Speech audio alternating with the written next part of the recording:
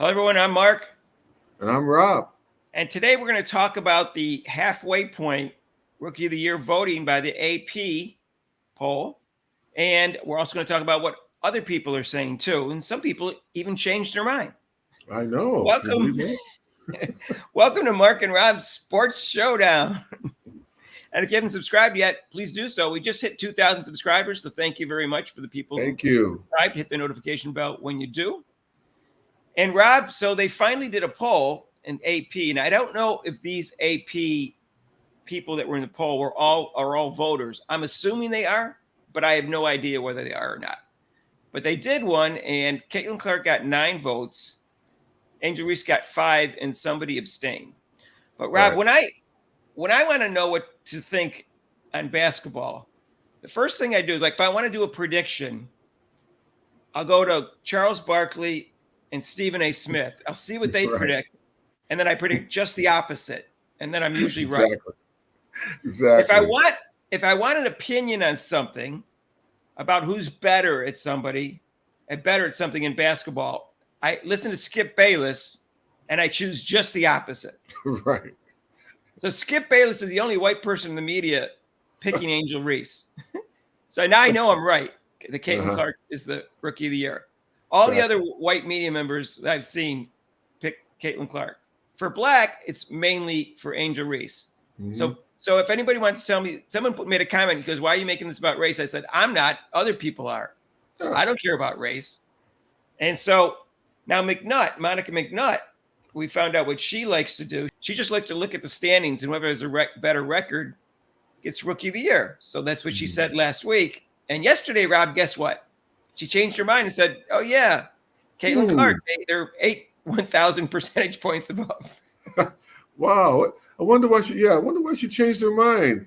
She's that scientific theory that she uses, that formula that she uses for her scientifically, I guess, is going to change. Who would have thought that it would have changed the standings? Rob, she only changed her mind because she knew exactly what we were going to say to her, and everybody else was going to say to her. She knew she'd be all over Twitter. I don't, like, I'm not on Twitter, but she knew that. Okay, why isn't Caitlin Clark your Rookie of the Year? They have a better record now. Right. So she knew she'd hear that a million times. So she actually conceded it basically, right, in the vote.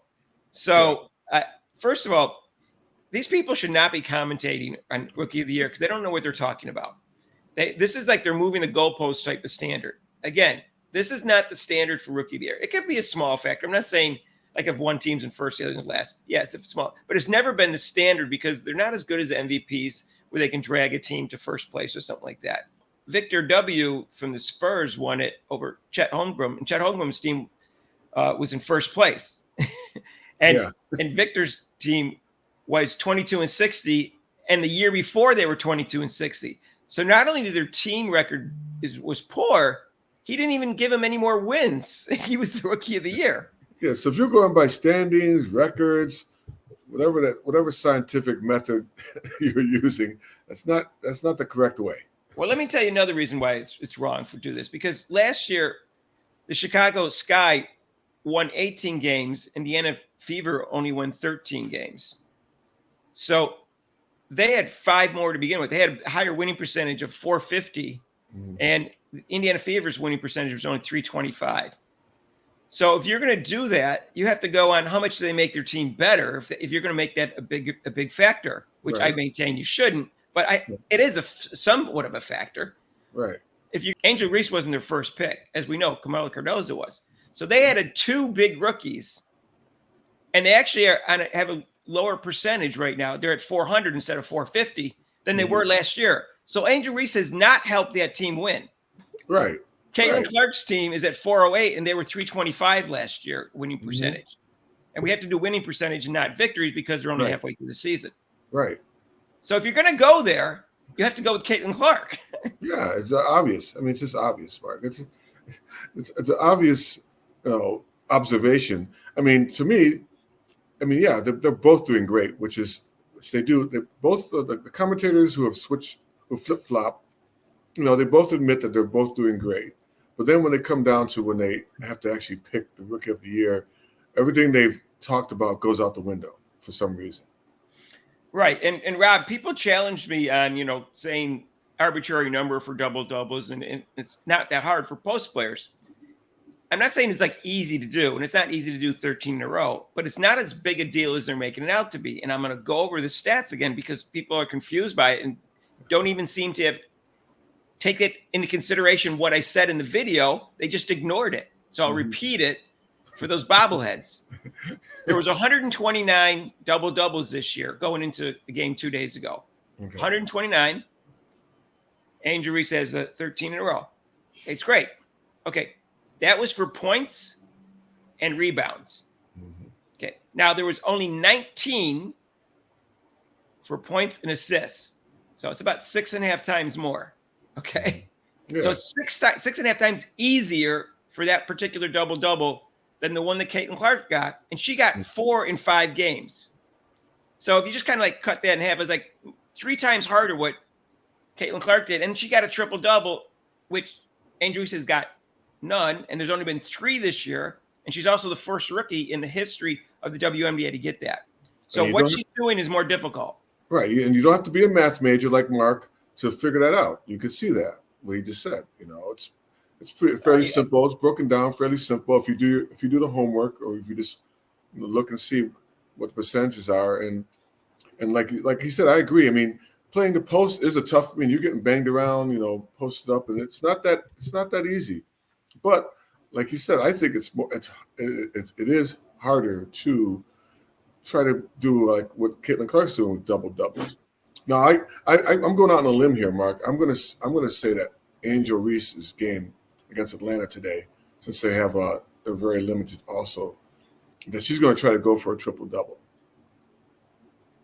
Well, we'll see. I mean, I'll let me point out some more stats just so you know. There's a million stats we could go over, but Angel Reese takes 85% of her shots within 8 feet, and yet she only shoots 42%. That's not good. She has missed 44% of her layups. This is not her shots. 44% of her layups. Mm-hmm. Caitlin Clark makes like 95% of her layups. Okay, and her efficient shooting percentage, Caitlin Clark, because she shoots threes, is at 50%, and Angel Reese is at 42. Okay, so and Angel Reese only has 7 blocks, and Caitlin Clark has 17, and you would think it'd be just the opposite. Right. Who plays in the post. Right. And in the first 14 games, Angel Reese only had 4. She got 5 in the last 3 games, which I give credit for. But I just want you to point that out because the people are obsessed with the turnovers. Well, let me just point out some other things. Steals are almost the same. They're almost equal. And obviously, Caitlin Clark has more assists, and she has more points. And Angel Reese obviously has more rebounds because she plays in the post. Go ahead, Rob. You want to say something? Right. No, I mean, like I said, keep coming out there with the stats. Keep coming out with the stats because those are going to be determination of who's going to be Rookie of the Year. I mean, it's pretty simple who should be Rookie of the Year. I mean, to me, it's a no-brainer. It's not a race thing. It's not a whatever media thing or influence. It's an eye. It's an eye. What I see, what I can look up and see. So it's not like we're trying to, for Caitlin Clark. Just look at the stats. And Rod, I'm sorry. No, you're fine. There are so many different advanced stats nowadays. There's a million. Anybody could pull a stat out and say this player should win because, they have a higher stat. There's 100 of them. No one's going to have 200 stats and be better in all 200. So anybody could pull the stat out. Like, for instance, there's a person efficiency rating, PER. Okay, that highly is favorable towards post players. In the NBA, in the top players of all time, none of them are point guards in the top 14. None. And Caitlin Clark's a point guard. In the WNBA, only one in the top 25 is a point guard for PER in the history. So you can see that that's not a figure that's a fair comparison when you're comparing the two players. And I could give you other examples. I'm just saying you can't look at one and we don't look at one statistic for Caitlin Clark whenever it favors her either. So you can't just look at one statistic. You have to look at several statistics. Go ahead, Rob. You wanted to say? Yeah, I guess in that case with WNBA, I guess Jalen Brunson, point guard for the Knicks. I guess he wasn't even in that. I guess if that's what you're saying. And Rob, the anti-Caitlin Clark fans and the Angel Reese fans are obsessed with Caitlin Clark's turnovers. But the most important figure is the assist to turnover ratio, because Caitlin Clark handles the ball like 100 times more than Angel Reese. And Caitlin Clark actually has a better assist to turnover ratio than Angel Reese, 1.33 to 1.03. So stop it. I'm just saying, you can make up any statistic, look at any statistic you want. Yeah. You can start drawing conclusions from it.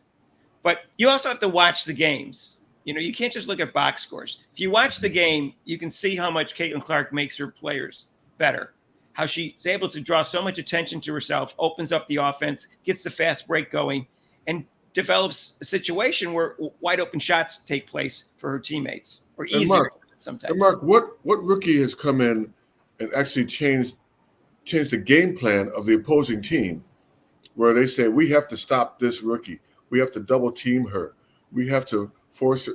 That's the game plan for a team. If a team has to come in, I mean, there's a game plan, I'm pretty sure, for Angie Reese. Well, maybe you should probably front her on defense, and that be part of the game plan. But to alter your whole game plan and focus on, okay, guys, first thing out of the coach's mouth is, we have to stop Caitlin Clark from scoring. That's the first thing out of their mouth. And how do we do that? Pick her up full court, trap her, make her give up the ball. That's the whole beginning of the coaching, when they're with the pregame coaching. And here's another thing. She always gets the best defender. Now, I haven't watched enough Chicago Sky games to know who gets the best defender, but she has Carmela Cardoza, who's 6'7", who's also a force to be reckoned with. And so, she's not always getting the best defender. Caitlin Clark always gets the best defender. Right. So, just something to think about.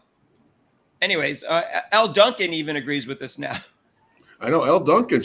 What is going on here? They're all coming. They're all seeing the light, Mark. A couple of weeks ago, she was like, she was all nuts about fans being crazy. And she was like basically putting Caitlin Clark and her fans down. And now she's saying, well, people tell me, like she didn't know, people tell me that it's harder for a guard to do well in the league right away. So I'm giving the advantage to Caitlin Clark. I don't know if that's a strong enough reason, but at least she did give the advantage to Caitlin Clark. Begrudgingly, that's another point. Go ahead, Rob. Begrudgingly she did. After I don't know why it took people to tell her that when it's pretty obvious.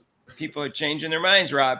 So, anyways, that's our take for today. I'm unless something drastically changes, I think it's pretty clear that Caitlin Clark should be Rookie of the Year. Angel Reese is having an excellent season for a rookie.